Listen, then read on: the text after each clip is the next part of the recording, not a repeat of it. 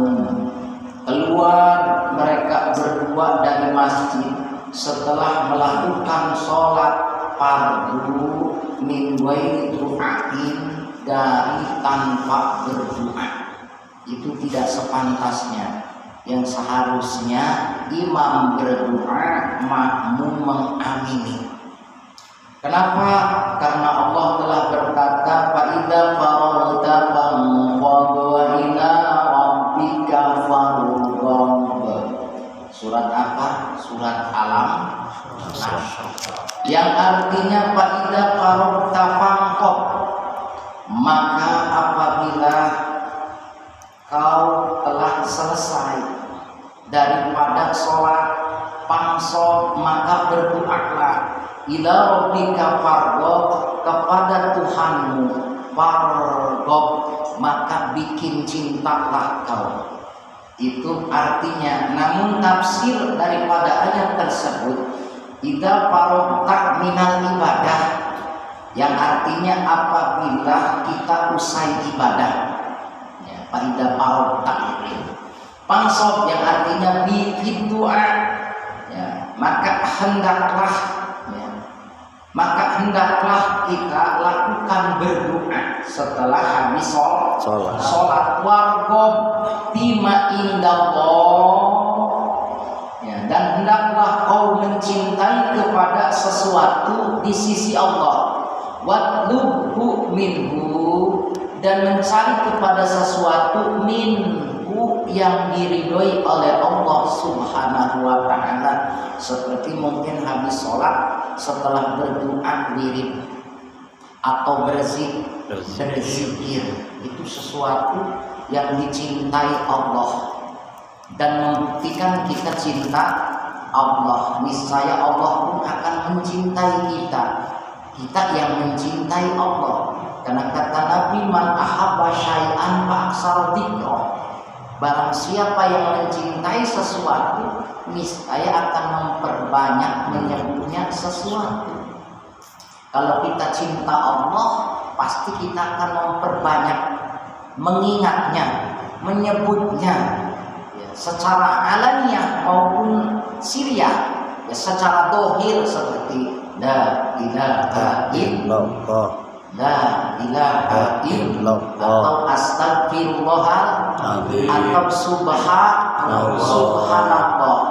Namun kalimat-kalimat tersebut kalau ingin sinkron ada tempatnya. Seperti kalau kita mau berzikir subhanallah, ya, makomnya, ya, seperti kita tuh melihat sesuatu yang sangat aneh, sesuatu yang sangat luar biasa, atau sesuatu yang sangat indah, maka kita akan ucapkan subhanallah. Ya. Kang lihat cewek cantik, ya, saking cantiknya, aneh tidak? Aneh, pasti mengucap subhanallah. Ayo teman, ciptaanmu ya Allah. Tapi kalau lihat istri, masya Allah. Dan kalau kita telah intinya berbuat dosa atau sesuatu yang tidak diridhoi oleh Allah, seperti kita habis gibah, ya, terkadang lidah ini tidak bertulang perasaan pada saat itu kita ngobrol tuh enak bener gitu ya. Jadi apapun di situ diobrolin, namun setelah kita kita tuh salah nggak ngomong tuh. Takut menimbulkan dosa, maka kita astagfirullahaladzim, selalu ingat Allah, ya. Dan kalau kita mau melakukan sesuatu, ucapkan bismillahirrahmanirrahim. Setelah menyudahi sesuatu, alhamdulillahirabbil alamin. Jadi biasa seperti itu. Walaupun di dalam hati, walaupun kita sedang aktivitas bekerja, mungkin kan tidak mungkin kalau kita harus keras diucapkan, dilafalkan di mulut. Mungkin ada yang namanya mengingat Allah secara hati, namanya zikir hobi. Seperti di dalam hati Allah. orang yang mencintai Allah. Itu bukti orang yang mencintai Allah. Mencintai Allah. Dan kalau orang itu mencintai Allah, maka seperti itu. Dan kalau memang orang itu mencintai Allah, niscaya Allah pun akan cinta sama dirinya. Maka kalau kita saling mencintai, ya niscaya kita titelnya adalah kekasih Allah. Dan kalau kita sudah titelnya menjadi kekasih Allah, Allah tidak akan biarkan hidup kekasihnya hidup sengsara, hidup terhina, hidup terluntang-luntang, tidak mungkin. Ya. Dan apabila Allah sudah kasih hambanya, ya, wala yadillu man walai, ya, tidak akan terhina, ya, walaupun dihinakan. Kalau orang itu sudah dicintai sama Allah. Namun sebaliknya, wala ya'izu man adai, tidak akan jadi mulia, ya, seseorang yang telah dimusuhi sama Allah, orang yang dimurka sama Allah, orang yang dimusuhi sama Allah karena dia memusuhi sama Allah, ya, seperti orang kafir, maka walaupun dia cari kemuliaan, tidak akan mulia. Maka daripada itu, hadirin jamaah rahimakumullah, biasakanlah kita berdoa kepada Allah Subhanahu wa taala, karena ada satu hadis diriwayatkan dari Anas bin Malik an Nabi sallallahu alaihi wasallam, kata Nabi, idza qomal imam, apabila telah berdiri imam, fi mihrab, di tempat pengimaman, ya, wa tawataratis suhuf, dan teratur barisan, ya, suhuf shaf yang di belakang, yaitu para makmum, najalati rahmah, maka turunlah rahmat pada saat itu imam di tempatnya, di tempat pengimaman, ya. Dan seorang makmum berbaris teratur. Pertama itu dipenuhi, diawali dari sebelah kanan sunnahnya. Ketika sudah penuh, ya, barisan yang pertama ada lagi, gitu ya, masbuk, ya, atau memang barisan yang kedua, maka tetap diawali dari kanan. Karena pada saat itu Allah turunkan rahmat yang pertama itu akan mengenai, diturunkan, dikucurkan kepada seorang imam. Setelah imam, rahmat itu diturunkan kepada makmum yang di sebelah kanannya imam. Setelah itu kiri. Kemudian ya makmum yang di belakang. Maka daripada itu, ya, jadi kalau ingin dirahmati dulu, ya, minimal jadi makmum itu paling depan sebelah kanan, paling depan sebelah kanan. Kadang-kadang ini mepinginya di belakang, di pojok pula. Ya, padahal mah yang pertama itu barisan yang pertama, namun yang paling utama mah adalah seorang itu dulu yang dirahmati. Turunlah rahmat di situ, lalu ke kanan, ke kiri, di belakang, terakhir. Nah, kemudian malaikat berkata, ya, Rabbaha fulan wa khasira fulan, ya, kata malaikat, ya, setelah, ya, selesai melakukan sholat berjamaah, kata malaikat, ya, Rabbaha fulan, ya, merugi pula, dan beruntung si pula, gitu. Jadi ada yang rugi, ada yang beruntung. Kata malaikat itu, beruntung si pula. Contohnya bulan itu nggak tahu siapa. Rugi si pula. Siapakah orang yang beruntung? Siapakah orang yang merugi? Warabihu mayarfahu yadaihi bidu'a ila Allah Ta'ala idza faragha min sholatihil maktubah. Orang yang beruntung adalah orang yang mengangkat kedua tangannya berdoa kepada Allah idza faraga, apabila telah selesai dari sholat maktubahnya. Setelah sholat berdoa. Ustaz, kita nggak ngerti dan nggak bisa dan nggak punya hafalan doa bahasa Arab, ya bahasa kita aja. Ya, minimal sebelum berdoa bahasa kita tuh baca sholawat dulu 3 kali, baca istighfar 3 kali, lalu kita memuja dan memuji kepada Allah, ya Rahman, ya Allah, ya Allah, ya Allah, ya Rahman, ya Rahman, ya Rahman, ya Rahim, ya Rahim, ya Rahim, ya Allah, kasihilah aku. Titik-titik sama dengan bisa itu sendiri menurut hajatnya masing-masing. Lalu kita akhiri wasallallahu ala sayyidina Muhammad wa ala alihi wasallam walhamdulillahi rabbil alamin. Dan siapakah yang rugi? Yang rugi wadati kharaja minal masjid bila du'ain, seseorang yang keluar daripada masjid ya setelah sholat bila du'ain, tanpa berdoa. Bukan wa ilaikal mafir wa ilaikal ngajir. Itu namanya orang yang merugi. Maka akan dikatakan sama malaikat, ya fulan, kata malaikat. Orang yang seperti itu akan dikatai sama malaikat, ya fulan, adakah kau sudah cukup?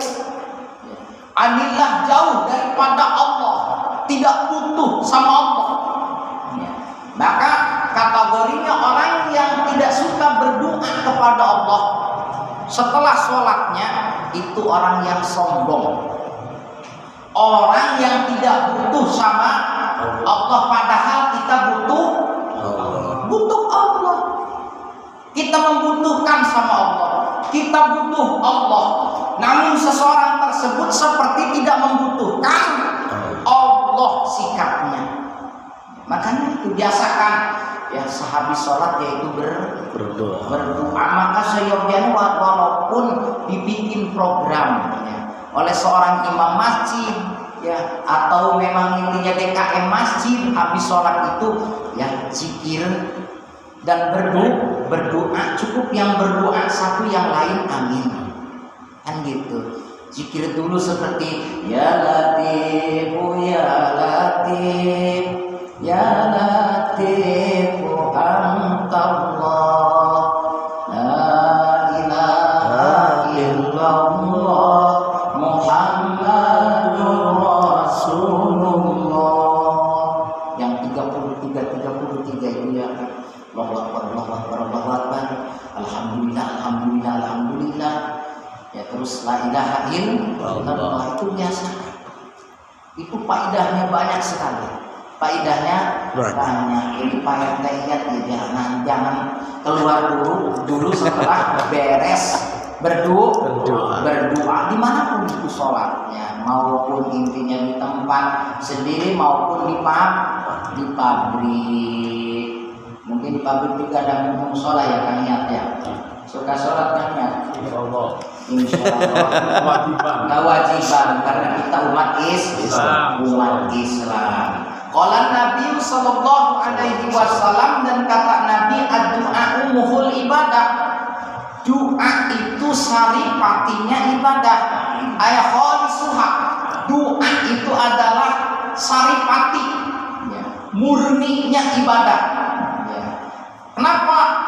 Rawahu Tirmidzi. Hadis ini yang meriwayatkan Imam Tirmidzi, diriwayatkan dari Anas bin Malik, wa huwa hadisun shahihun. Hadis ini adalah hadis yang sahih. Ya, wa inna makana, dan dipastikan keadaannya doa.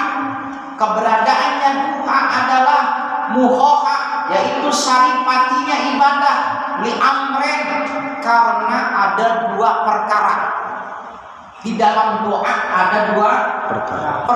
Yang pertama, annahu, sesungguhnya doa, imtisalu amrillahi ta'ala, itu perintah Allah ta'ala. Jadi orang yang berdoa itu yang manut, yang taat ya, kepada perintah Allah Subhanahu wa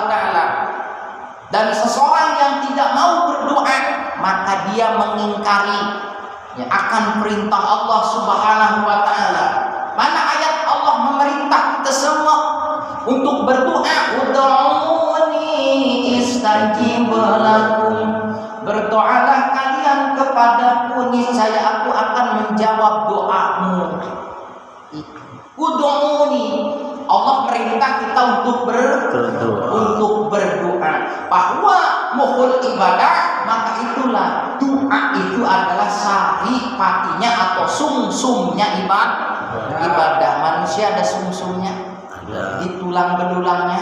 Bagaimana kalau manusia ini di tulang belulangnya tidak ada sumsumnya? Lumpuh, nyaris tidak bisa bergerak, nyaris tidak bisa berjalan. Itulah ibadah tanpa doa, ibaratnya seperti itu. Hadirin jamaah rahimakumullah.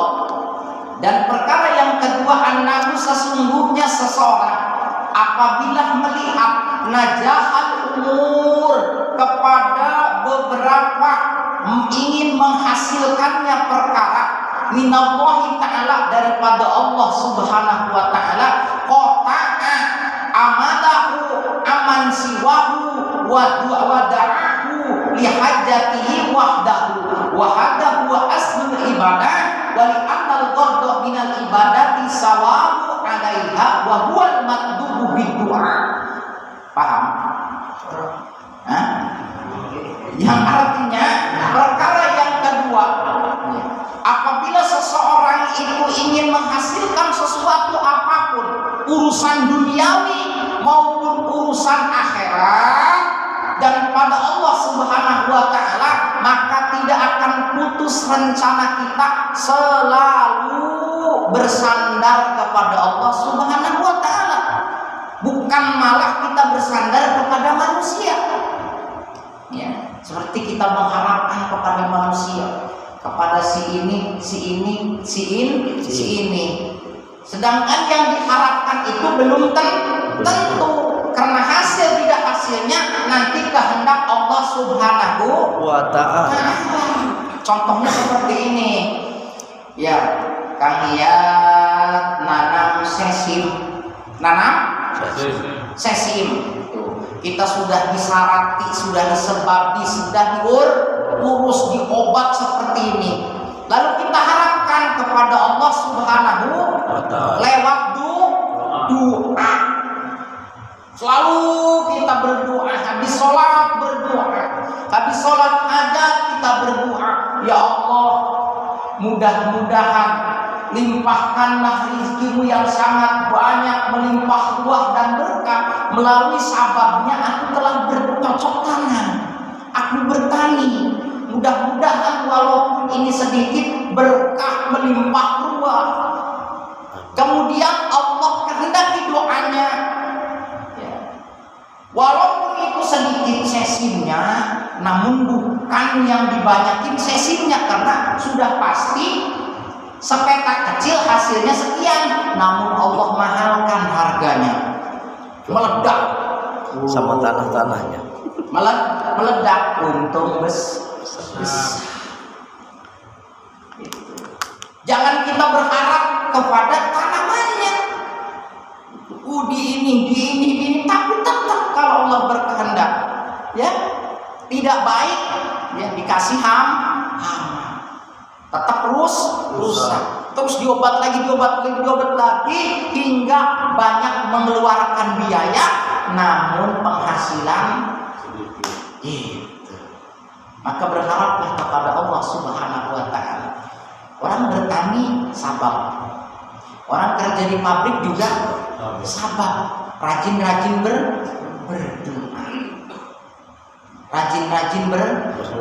Kalau kita punya masalah di pabrik kita, bagaimana caranya? Doa. Doa usilahul mukmin.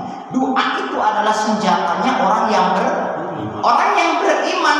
Pasti senjatanya adalah doa. Ya Allah, titik-titik sama dengan. Ya terserah isinya. Jangan seperti orang langka Sunda, doa ya Allah nyamong meureun. Ya enggak nyamong. Apa doanya? Kan gitu, walaupun Allah tahu tapi harus diungkapin. Ya. Nah, aman siwahu, supaya kita tuh tidak bersandar selain Allah, wa doa, dan berdoa kita kepada Allah li hajatihi, karena hajatnya seseorang, wahdahu, ya, dirinya, ya. Hajat apa, butuh apa sama Allah, termasuk ya, garam pun kita minta sama Allah. Gak punya dewan, minta sama Allah. Gak punya beras, minta aja sama Allah. Allah kaya, tapi jangan ya Allah minta beras, bukan seperti itu kalian. Intinya mah mungkin kita minta rezeki daripada Allah, min haitsu la yahtasib, dari jalan yang tidak disangka-sangka oleh pola pikir manusia, dari manapun itu. Makanya modalnya adalah bertakwa, bertakwa. Ya. Wa may yattaqillah, kata Allah, wa may yattaqillah yaj'al lahu makhraja. Ya, orang yang berdoa termasuk orang yang bertakwa. Karena kalau orang bertakwa tidak akan lepas daripada Tuhan. Orang yang tidak berdoa, tidak suka doa, orang yang sombong, artinya tidak takwa sama Allah. Wa may yattaqillah, barang siapa yang bertakwa kepada Allah Subhanahu wa taala, niscaya Allah akan berikan jalan keluar yang terbaik, apapun itu problemnya, apapun itu masalahnya.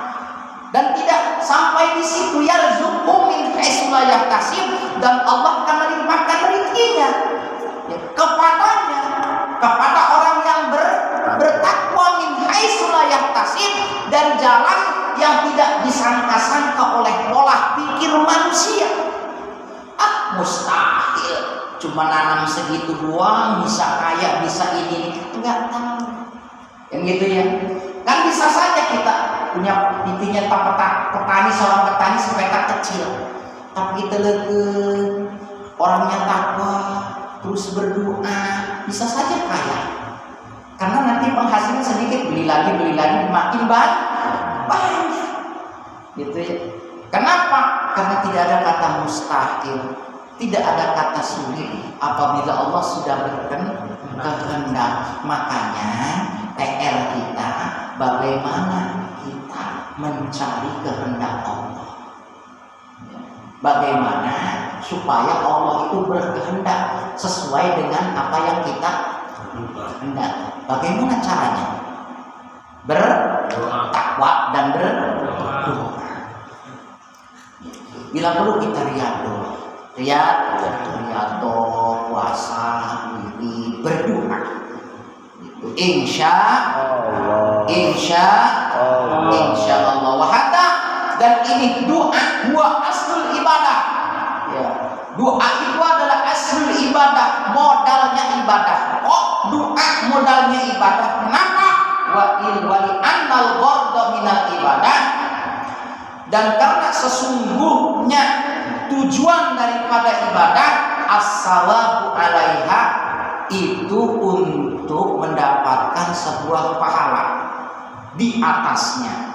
Sholat itu di samping kita taat kepada Allah akan perintah Allah, dan kita juga mengharapkan pahala.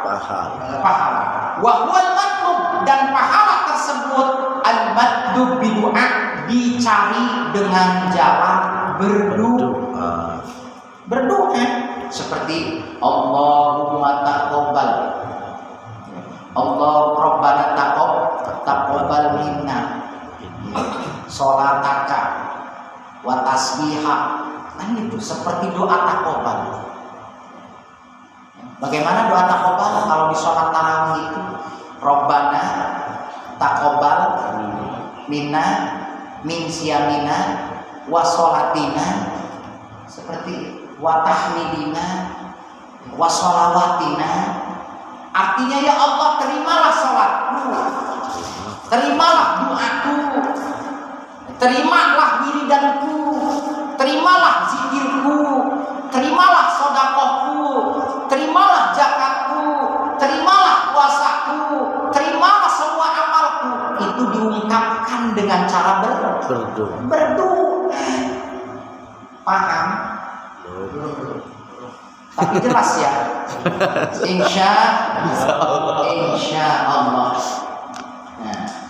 Wa qala al-Hakim, dan Imam Hakim berkata, innama sara muhan li annahu tabarri minal hauli wal quwati wa itiraqun bi anal asya'a kullaha lahu ta'ala wa taslimun ilaihi. Kata Imam Hakim berkata, dipastikan adanya dan jadinya doa adalah mohon saripati daripada ibadah. Kenapa? Karena doa itu akan membebaskan daripada minal haul, daya dan kekuatan dan upaya dan pengakuan. Karena kalau kita berdoa artinya kita la haul, tidak ada daya. Kalau kita berdoa wala quwwata, artinya kita pengakuan kita ini tidak mempunyai daya dan upaya. Makanya kita meminta kepada yang mempunyai daya dan upaya adalah illallah, Allah.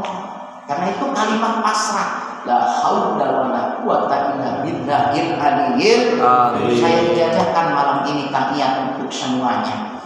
Yang tercatat di dalam kitab kasih patuh saja, barang siapa kata Nabi yang mengamalkan la haula wala quwwata illa billahil aliyyil azim setiap harinya itu 100 kali, niscaya orang itu tidak akan fakir, niscaya tidak akan sampai ketelatan duit.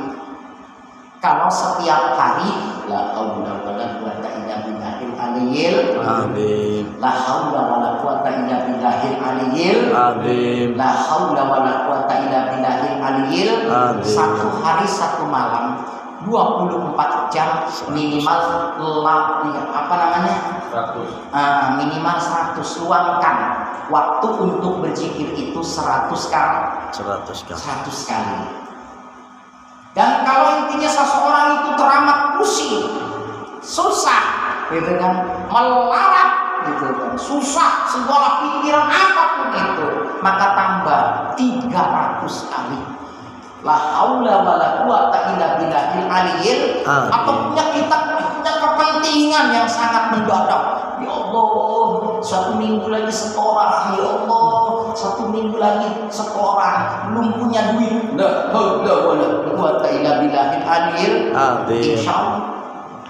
Insya Allah setoran apapun itu, mobil, perumahan, cicilan apapun itu, zikir la haula wala quwwata illa billahil aliyyil azim 300 kali.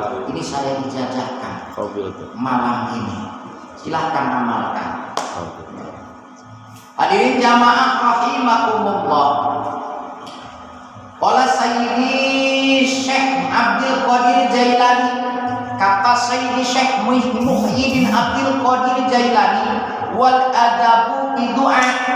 Jadi di dalam doa itu ada adab, ada etika, ada etika. Bagaimana etika berdoa kepada Allah? Kata Syekh Abdul Qadir Jailani, ayyamuda yadai, panjangkan tangan kita. Bagaimana caranya? Angkat tangannya. Nah, seperti itu. Coba praktek angkat tangannya. Bagaimana ngangkatnya? Benar semua. Nah, seperti itu kalau berdoa. Iya, berdoa seperti itu. Jangan terkadang berdoa tangan amin gini. Nah, jangan seperti itu, panjang. Biar lebih banyak. Amin. Amin. Iya. Itu salah satunya adab atau etika berdoa. Dan wayak bidallah, memuji kepada Allah Subhanahu wa taala. Allah puji. Kalau kita ingin keagungan atau derajat yang tinggi, kita puji dulu Allah. Ya Adim, ya Adim, ya Adim. Kalau kita ingin disayangi, maka ya Rahman ya Rahim, gitu pujinya. Kalau kita ingin dikabulkan hajatnya, ya mujibad da'awat, ya mujibad da'awat. Kalau kita ingin naik pangkat, ya rafi'ad darajat, puji dulu. Nanti titik-titik sama dengan ya rafi'ad darajat, ya rafi'ad darajat, ya rafi'ad darajat, yang artinya aitab yang meninggikan titel dan derajat. Lalu kita berdoa bahasa kita, ya Allah, angkatlah derajatku. Di mana? Ya, di mana saja itu. Seperti itu. Jadi biar sinkron, pujinya kemana? Kan banyak, pakai Asmaul Husna. Berdoa itu baiknya pakai Asmaul Husna, Rahman, Rahim, Malik. Ya, kalau kita ingin menjadi seorang kepala, mungkin ya kita ya Malik, ya Malikku, ya Malik, mirip aja ya Malik. Insya Allah dari RT jadi presiden. Insya Allah. Iya. Ya kudus, ya salam. Kalau ingin kita diselamatkan daripada balak maupun yang lainnya, ya kita pujinya ya salam, ya salam, ya salam, ya salam. Lalu kita berdoa, ya Allah, saya minta diselamatkan dari balak atau dari musuh atau dari apapun itu, dari kejahatan jin maupun manusia. Puji dulu. Gitu ya. Hadirin jamaah rahimakumullah. Dan setelah itu kita memuja dan memuji dan baca sholawat Allahumma sholli ala sayyidina Muhammad wa ala alihi washabihi barik wa sallim minimal 3 kali. Lalu kita meminta doa. Isi doanya di situ apa kebutuhannya. Wala yang dulu ila sama, dan kita tidak usah melihat ke arah langit begini. Biasa saja. Ya Allah, ya Rabbi. Biasa saja. Gak usah melihat langit. Emang ada apa di langit? Ya ada langit. Allah bukan di langit. Allah ada di mana-mana. Bahkan Allah ada di hati kita, di hati manusia yang selalu mengingat kepada Allah. Allah itu dekat. Karena wa idza sa'alaka anni fa inni qarib. Qul fa inni qarib. Karena Nabi Muhammad pernah ditanya oleh orang-orang kafir Quraisy, orang-orang yang kurang meyakini adanya Allah, maka turun wahyu, fa idza sa'alaka anni qul fa inni qarib. Maka apabila ada orang yang bertanya akanku ya Muhammad, qul, katakan, inni qarib, sesungguhnya Allah, sesungguhnya ku, kata Allah, qarib itu dekat. Sedekat apa Allah sama hambanya? Sedekat hambanya mendekatkan diri sama Allah. Sedekat bagaimana kedekatan kita kepada Allah. Bagaimana Allah dekat, orang katanya menjauh. Seberapa dekat? Kalau intinya kan dekatnya 1 meter, ya 1 meter. Contoh kalau dimeterin. Kalau dekatnya segini, sejengkal, ya Allah dekat. Itu lebih dekat. Ya, seperti gini. Ya, kadang-kadang kita ingat Allah, kadang-kadang enggak. Kan itu ya. Tapi kalau orang yang dekat seperti kita berdekatan nih sama Kang Patu, pasti ingat mulu. Iya enggak? Masa didiemin pasti ngobrol. Karena saking dekatnya. Coba kalau jauh antara benar dengan kiamat, kadang-kadang ingat, kadang-kadang enggak. Paling ingatnya pada saat kita butuh atau susah. Bener nggak? Ya coba aja kita sama Allah jauh, tapi pada saat kita butuh sama Allah, ya Allah, ya enggak. Tapi kita tidak akan seperti itu pada saat kita nggak butuh Allah, betul? Biasa aja doa aja deh. Tapi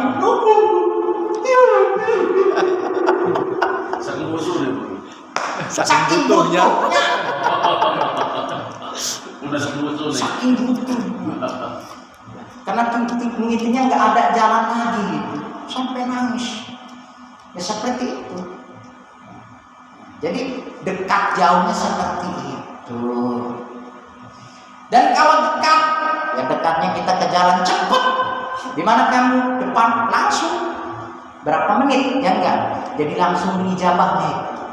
Pantas kita berdoa intinya lama diijabahnya belum nyampe. Kang lihat berdoa kayaknya baru nyampe terminal rambutan. Istilah paketnya dari Purbolinggo gitu. Ya Allah. Yang paketnya itu belum nyampe ke Serang, baru terminal rambutan. Sebulan lagi hitung, sebulan lagi baru Cikande gitu. Nyampe insya Allah. Tapi terus saja berdoanya, terus ini baru nyampe hitung dan udah bosan berdoa.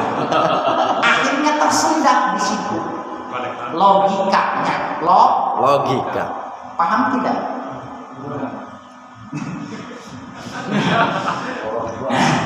Iya.